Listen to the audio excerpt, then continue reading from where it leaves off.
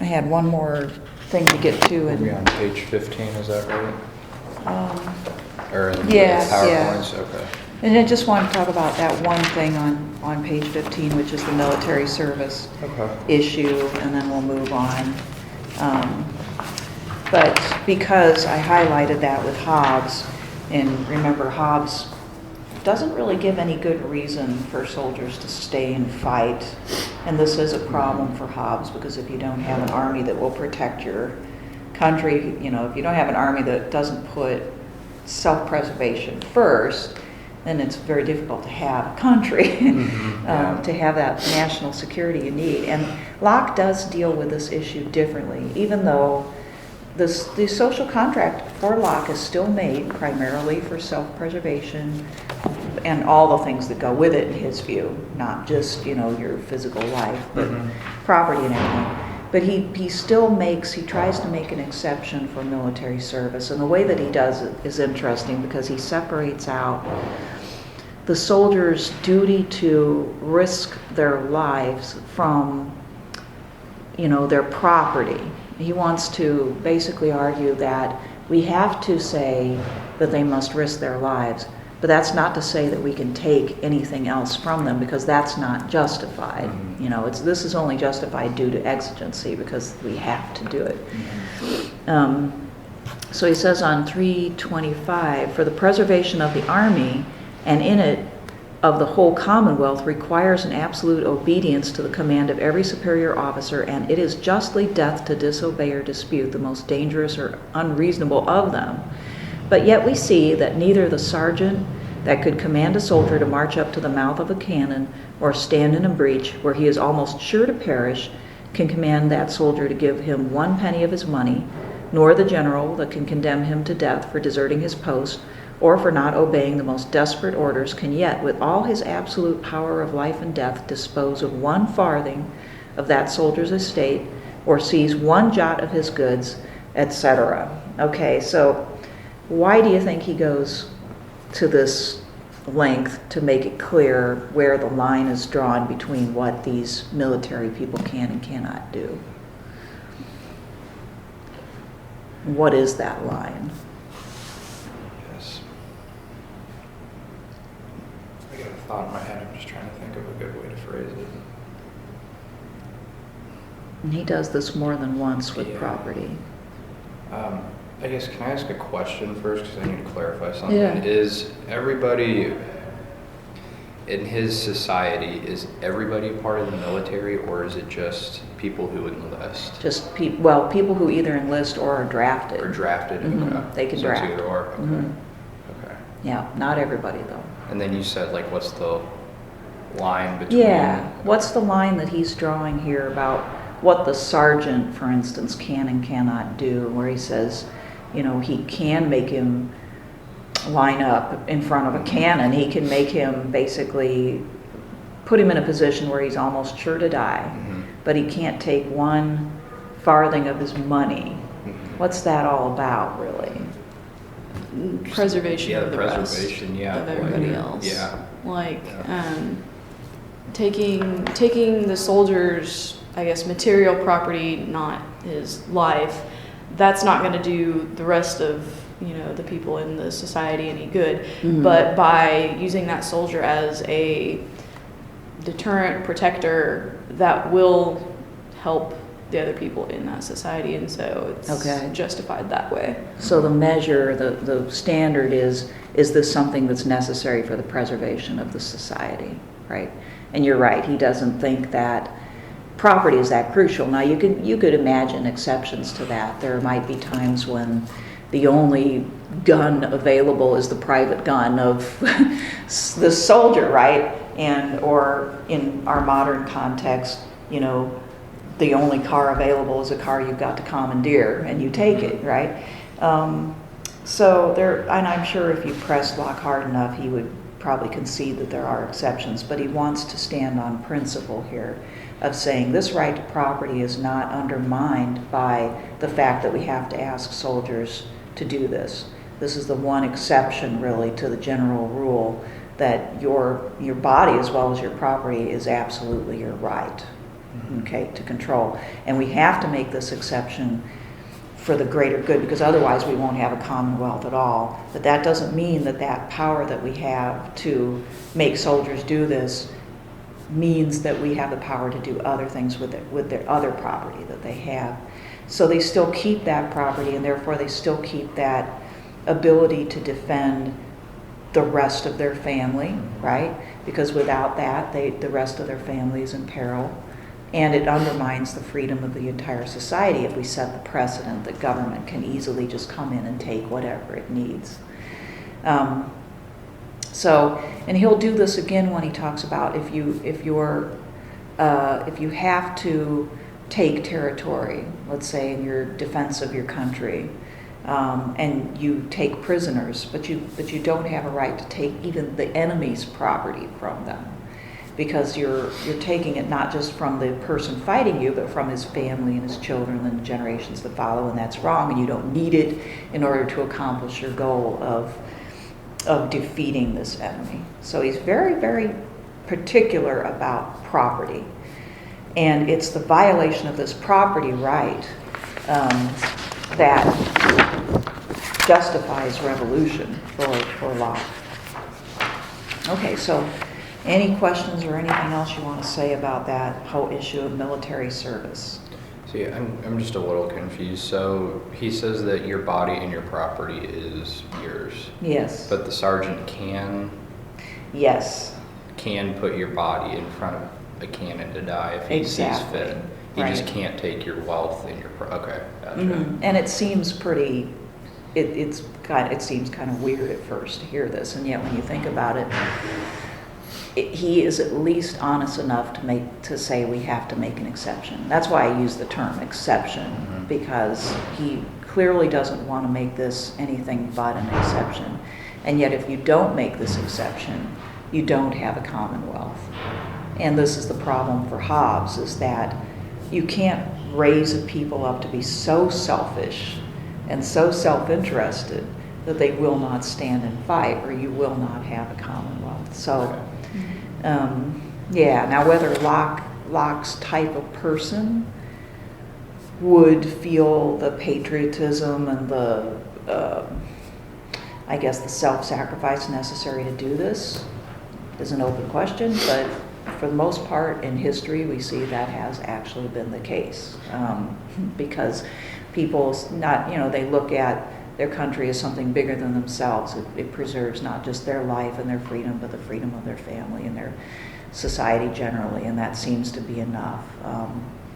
But it is a bit contradictory to say, your life, this is your absolute property and your body, except in this one case. It will always be problematic. So is this the only case for Locke? It's the only case. Okay. Mm-hmm. It absolutely is. Mm-hmm. I noticed in the next paragraph it says, it is fit everyone who enjoys his share of the protection should pay out of his estate his proportion for the maintenance of it. Mm-hmm. I know that has more to do with taxes, but does he ever get into that in like his other works on some of that part of his estate being himself if he is drafted into the military, or if he enlists and then it is his duty to do that? Because I feel like I've heard that other political philosophers make that argument before. I can't remember. I don't think Locke does do that. Okay. I agree with you. I've heard that that kind of extension into, this is something that you also have to contribute, or there are times when you have to contribute. But I don't remember Locke arguing in that way. And maybe that would help him a little bit. But I don't think so. Okay. Yeah. Okay, well let's move on to that next handout I gave you. And I'm gonna hit some of the points, and some of the points we've already dealt with, so I'm gonna start with the second page there. He recommends, just like Hobbes, he says you can choose whatever government you please out of the social contract, but he recommends not a monarchy like Hobbes does, but of course a legislative supremacy, basically. He says we should make a government with a collective legislative body, and that is because it is closest to the people, and that appears on actually back-a-ways on 311 and 312. Okay, and then out of that comes a government which does have three functions. Now, previously he's listed executive, legislative, and judicial. Okay, and he's not dropping judicial, but he does say the three functions of government are legislative, executive, and federative here. Okay, federative meaning foreign relations, the ability to make alliances, treaties, make war if necessary, foreign policy. Okay, so he's going to deal with all three of those functions, and he's also going to deal again with the judiciary. As we discussed, sovereignty must be lodged in the legislative part, and that's because it's closest to the people. One check, which I briefly mentioned last time on legislative power, because you guys were rightly kind of blown away by the idea of putting it all there. One check, which I mentioned, is that the legislature should not be in constant session. But of course, if all the power is in the legislature, then it can decide whatever it wants. So this is just a principle or a sort of rule, but not necessarily, it can't be enforced, okay? So that, he states that on the beginning of chapter 12 of the legislative, executive, and federative power. He says, the legislative power is that which has a right to direct how the force of the Commonwealth shall be employed for preserving the community and the members of it. So there you have basically it has the federative power. It may delegate that power, but it can't disabuse itself of that power. But because those laws, which are constantly to be executed and whose force is always to continue, may be made in a little time, we wish,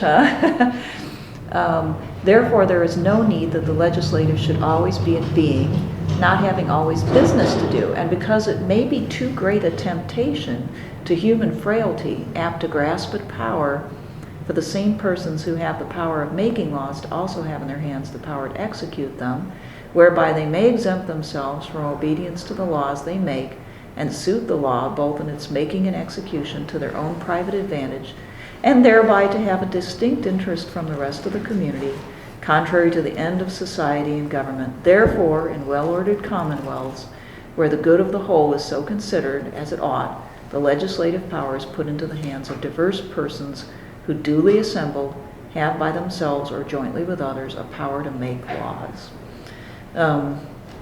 Again, Frankie accuses me of writing long sentences. But all the power is in the legislative. It doesn't have to meet all the time because there isn't, in his view, business always to do. It shouldn't be meeting all the time because if it is, it will be a temptation, so he does acknowledge that a legislature can become a little bit too powerful, and one way that it can be that risk can be reduced is to limit its meeting times. Also, to have an executive, it's not a complete separation of powers. He's not talking about that, but by giving the executive power, so to speak, to another body or person, you don't have all that activity going on in the legislature. So that's a bit of a limitation as well. I just don't think that doesn't seem like enough to me. Mm-hmm. To just simply say that they should not be in constant session, because when they are in session, they still could do tyrannical acts if they wanted to. Sure, and they could also just decide, well, we'll vote to stay in another day, another week, another month. They can vote any way they want. Any way they want, that's mm-hmm. And the executive, flawed. They can withdraw any order that they give him. If he goes outside the bounds of what the laws that they make, they can remove that power from him. So there's no independence there. It's obviously the founders didn't think it was enough to stop this, the tendency of people to be tyrannical. Okay. So the ultimate check on the legislative in Locke's scheme would be the people. Okay, that's the ultimate check. They can decide that the legislature has become tyrannical, and they can decide to take away its power. But then that would be, if not revolution, one step before revolution. You know, elsewhere Locke says people within the legislature should be watching for this themselves, and they should take action against people who have a tendency to be tyrannical ahead of time to preserve the government if possible. But if that doesn't work and the legislature becomes too tyrannical, or if there's tyranny anywhere, the people have the last say. Okay. Now the knowledge that that's out there is probably the most effective check. The fact that the people in power know that the common citizens can rise up, that they're armed, you know, that they have this mindset of being vigilant. That would be the most effective check in this system. Okay. He says at the beginning of chapter 13, the people have a supreme power to remove or alter the legislative when they find the legislative act contrary to the trust reposed in them. Okay. And he realizes, what I'm saying is he realizes that's a pretty drastic thing. And so he will discuss the fact that A, the people in the legislature themselves should be paying attention and watching for any deviation into tyranny. B, the people themselves, the common citizens, are not going to take action unless this becomes pretty bad. So we don't need to worry about constant revolution. This is what you guys were worried about, right? Yeah. And I take it you don't think that's enough either. No. Okay. Well, we're Americans, of course. We think our system is better. So did Britain's system kind of resemble Locke's in a way for a while? Well, after the Glorious Revolution, it did more. Mm-hmm. Yeah, I mean, it wasn't completely like what Locke is asking for, because the monarch still claimed quite a bit of independence. What about Britain today? Would it be more? It's more like like that, it? much more Yeah, like that that's now. what I figured. Mm-hmm. Yeah. In fact, it is pretty much like this, right? The Parliament, the House of Commons has all the power. Yeah. The House of Lords has very little. The Queen has none. The judiciary does not have an independent check like ours. And one of the differences because of that is they do have censorship in Britain. The government can use prior restraint on journalists, for instance, because they have more power over people. And it still works pretty well, you know, but yeah, there's more that they can do with less checks. And I guess one of the things that moderates their system is because it's parliamentary, you have so many different darn parties involved that it's very difficult for them to achieve a lasting consensus on anything, right? So they form these temporary coalitions, and that keeps them in check to a certain extent. Okay, so let's look at this question. What if the executive tries to stop the legislatures from meeting?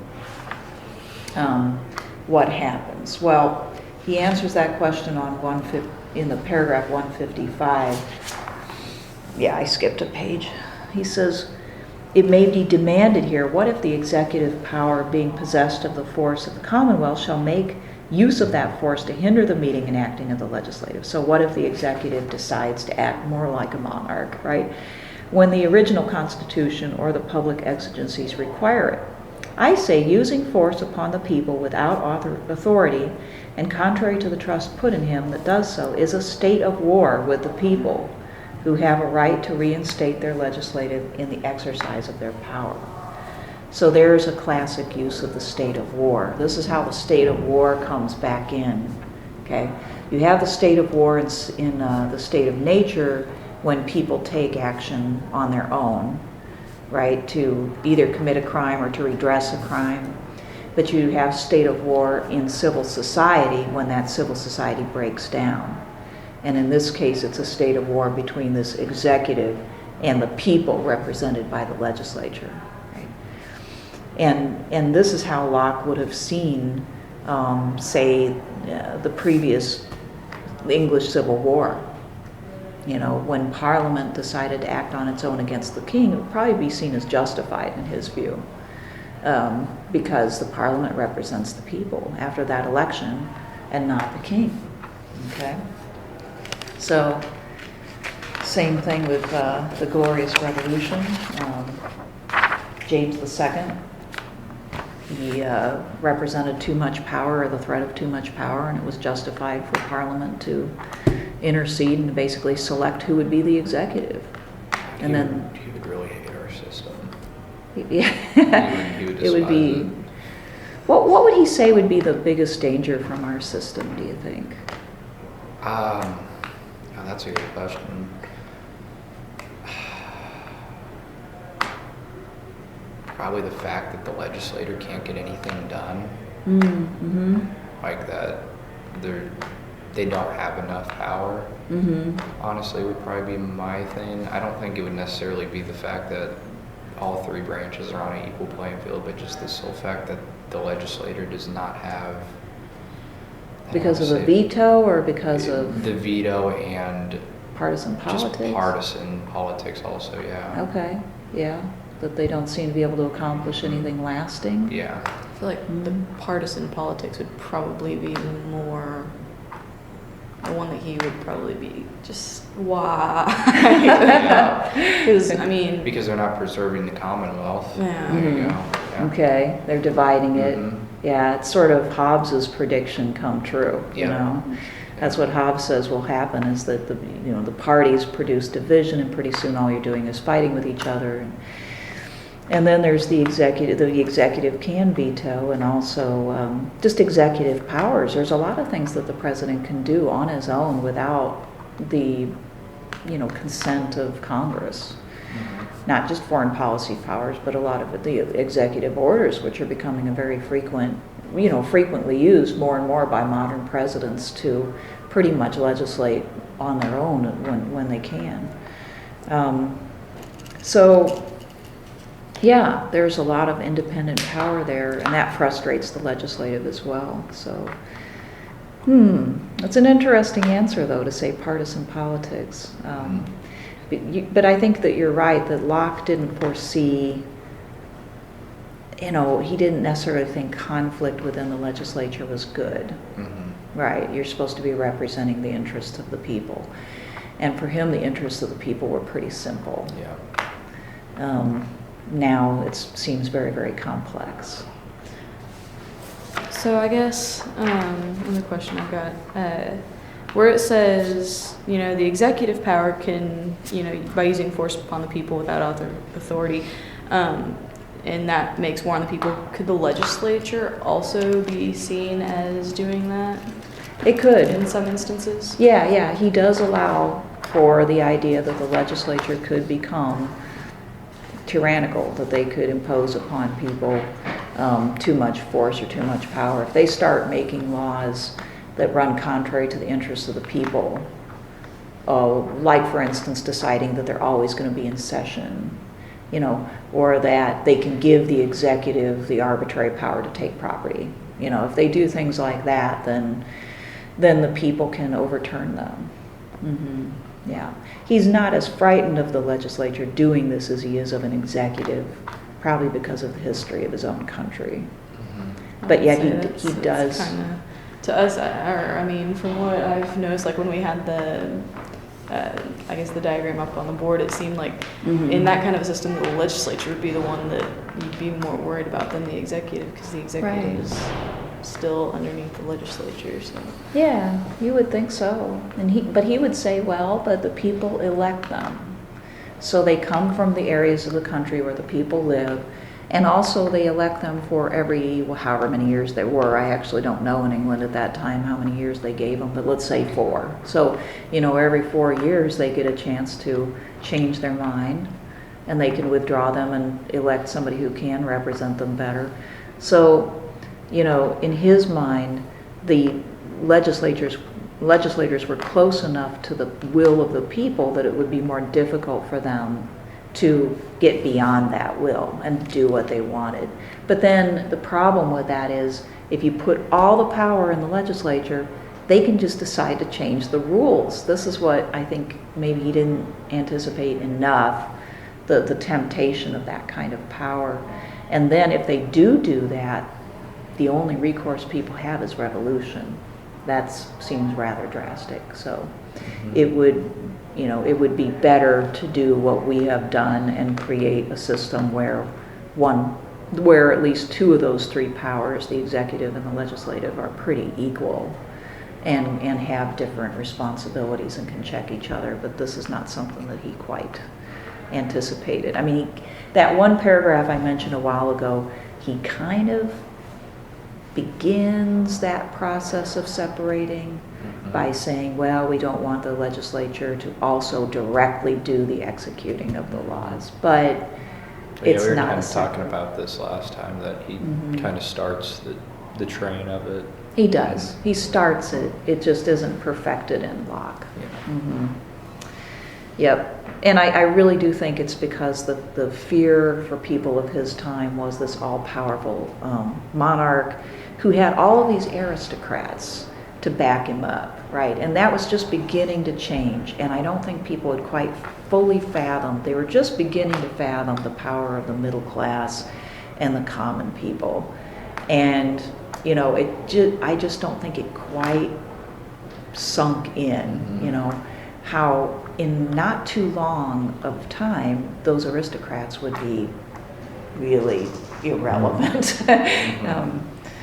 So they were still kind of a scary prospect to people of Locke's time. Do you think he would have been, I guess, less worried about the executive if the executive of that time wasn't that was a forever job? Right. Like, whereas now it's prime minister or a president that is elected to those positions and is cycled out every. Yeah, I think that would have helped. It would have.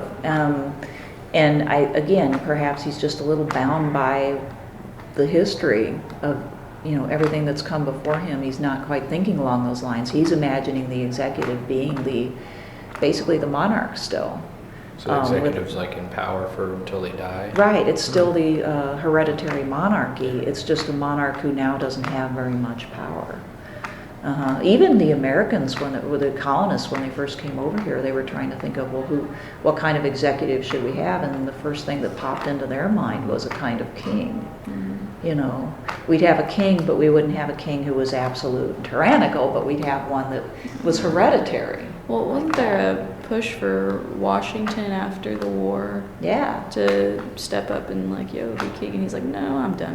I'm gonna retire. They wanted him to be the first king. Yeah. Yeah, that was just the model.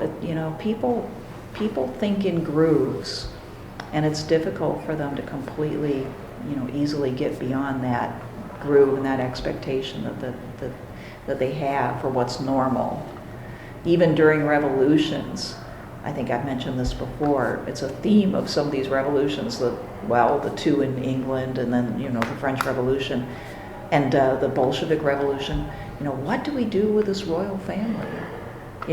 Because there's still somehow this, wow, that represents a lot of power, and people are still in awe of them while they have them imprisoned. They've taken away all of their power, but there's still this after effect of the cachet that they have. So this is the way the human mind is. I just don't think he quite got beyond it. Here's one place where he does take a stab, and that's in his discussion of taxation. Let's see, where does that start? On 329, I'm there, in paragraph 158. Now, we don't like the idea of proportional representation because to us it seems undemocratic. But where he's coming from is he wants to take a stab at the aristocrats.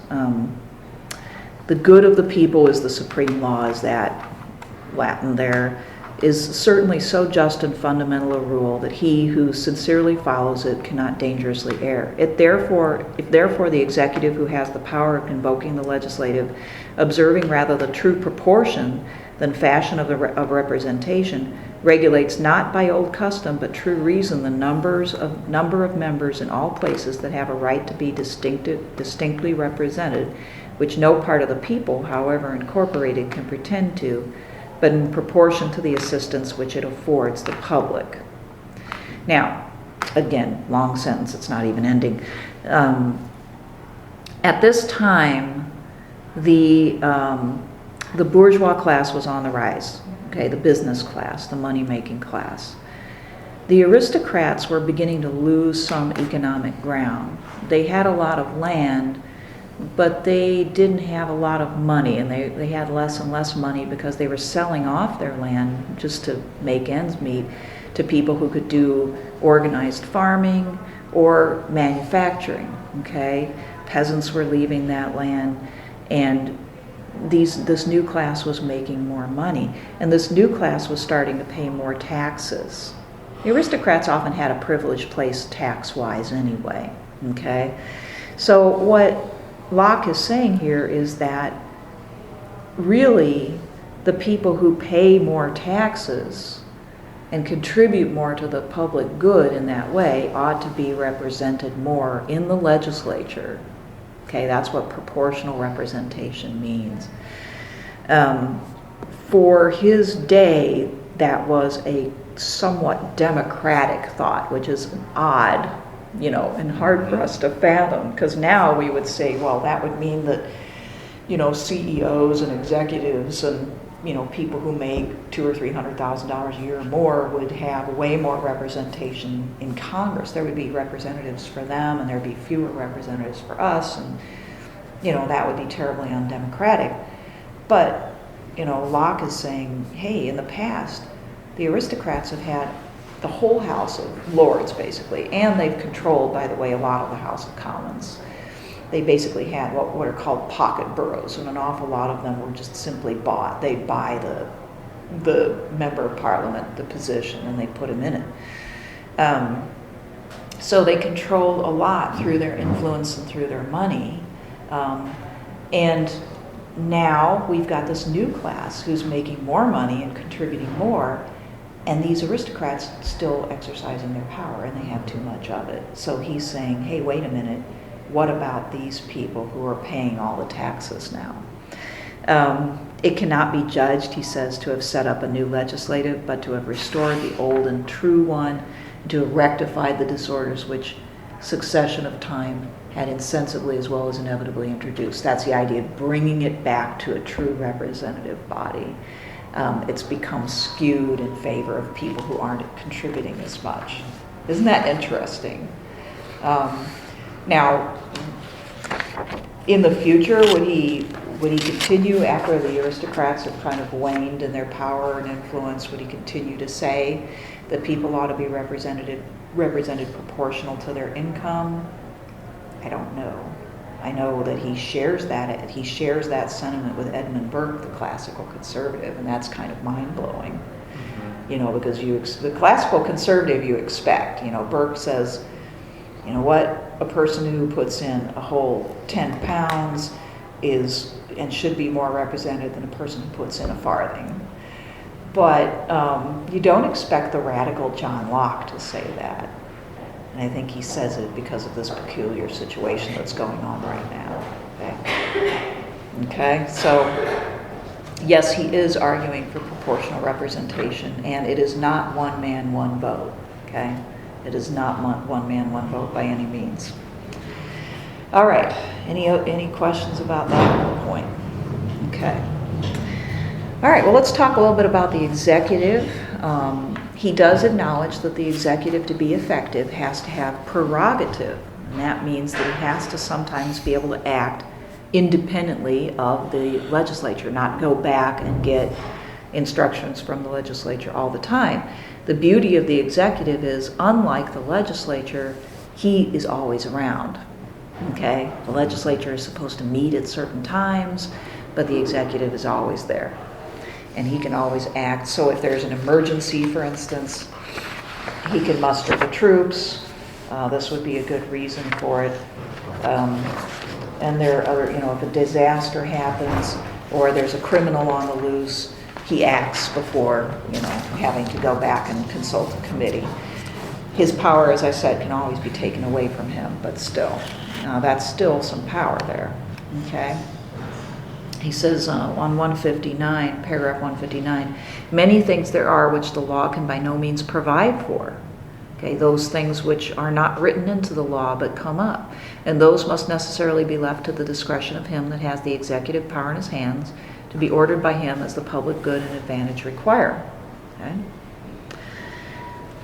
Getting, again, to this model of the king as being the executive, he wants to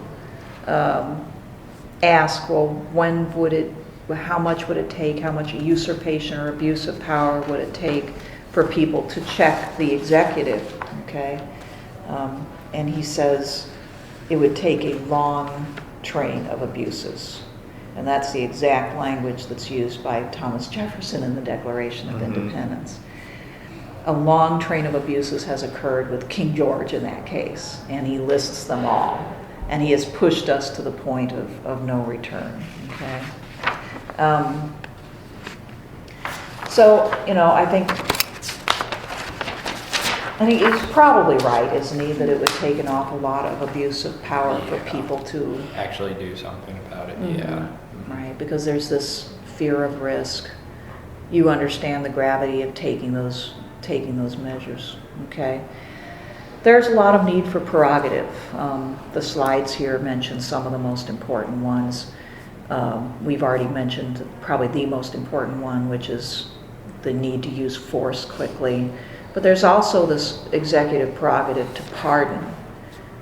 Why might that be something the executive needs to do without consulting or getting approval from the legislature? Well, if it's,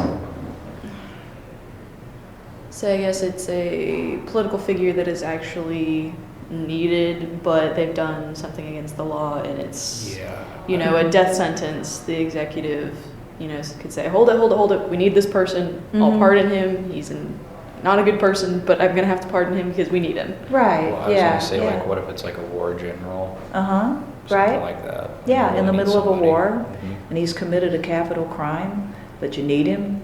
Or he's well loved and admired, and to kill him would cause chaos. Basically, the war would, the winning of the war would be at risk. So yeah, there's a lot of just unusual circumstances that can occur. In our own country, the pardoning of Richard Nixon would be, I guess, the top example of the use of pardon. Obviously, he was guilty. Even though that killed Ford's presidency. I think he just decided to hang it up at that point.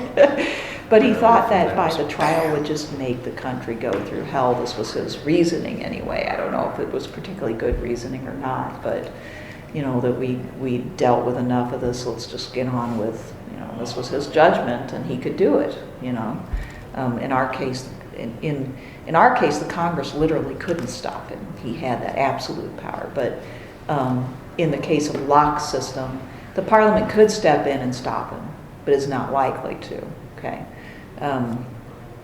So yes, and it can be abused, because it could be abused to pardon your buddies, right? Allow your friend to commit a crime on your behalf and then pardon them. So yeah, definitely it could be abused. And people are sitting back and watching this, Locke would say. And if it gets out of hand, they will start to push back, okay? All right, we've already talked about police and foreign affairs. There are times when you just have to act quickly. So he's saying that it's okay for the executive to go to war if he sees fit. Yes, there are times when, if the country is under attack or the threat is imminent, then it would be very justifiable for the executive to muster troops and go to war. Okay. And in effect get consent afterwards. Okay. It's kind of what the American system is, right? Yeah. The legislature Executive has order. the power to declare war, but as we know, that hasn't The president happened. can send troops somewhere because was it the Vietnam War? We were never officially at war. Right. I'm pretty sure that was it. Yeah, actually. There's a couple. I think the last time we were officially. Vietnam was a, what they call it, military. Yeah, police action or Police something action. like that. Yeah, it I'm Yeah, pretty sure the last time we were officially at war was that's why they called it a conflict. it World War II or was it the Korean War? I think it was World War II. I was trying to Yeah. think about Korea. I don't think we could declare No, I war don't in think Korea so either, either. and we didn't in Iraq. So Mhm. Yeah, so World War Definitely II not was the there, last yeah. one. And then what happens is our Congress has to decide, will we fund it? Well, it's pretty darn difficult for them to defund a war that's been started by the executive, because the Mhm. whole reputation of the country and all the lives of those people that are out there are at stake. So it would take a really great, huge boondoggle for the Congress to do that, and it never has. So the real power that the legislature has to bring back the troops, so to speak, is pretty limited, because common sense pretty much dictates against it. So that power is fairly absolute. Locke would say, of course, the legislature always has the power of the purse. It can always command the executive to remove the troops, but just as in our country, it's kind of unimaginable that that would happen fairly frequently. Once they're already committed, it's difficult. So that's a lot of power right there that the executive has in that area.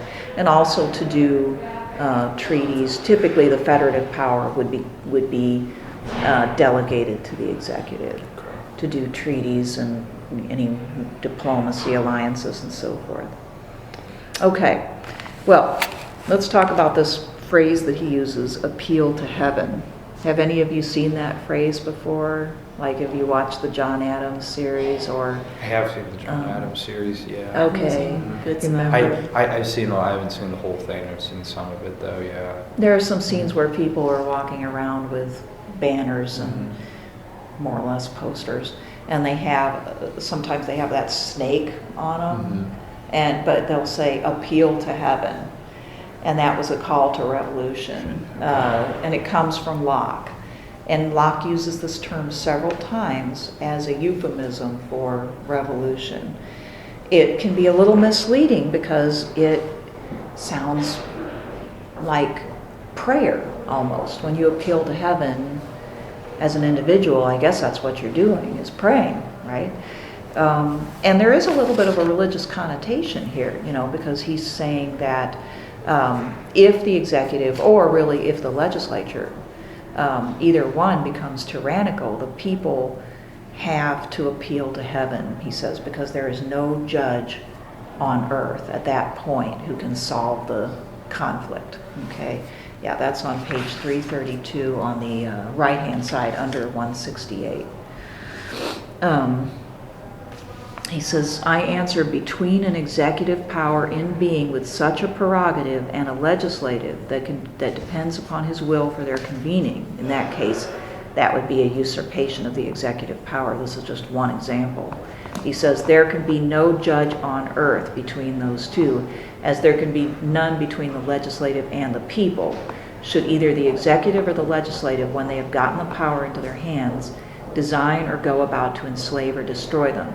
The people have no other remedy in this, as in all other cases where they have no judge on earth, but to appeal to heaven.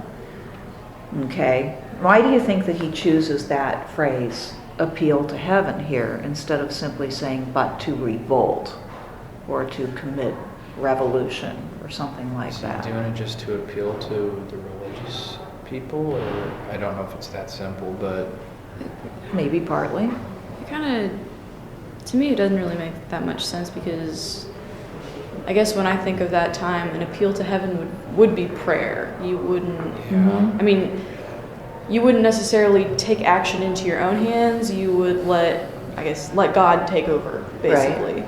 So, I mean, I guess to say to appeal to heaven and just go into revolt and then say, I guess if God is okay with me revolting, then he'll save me.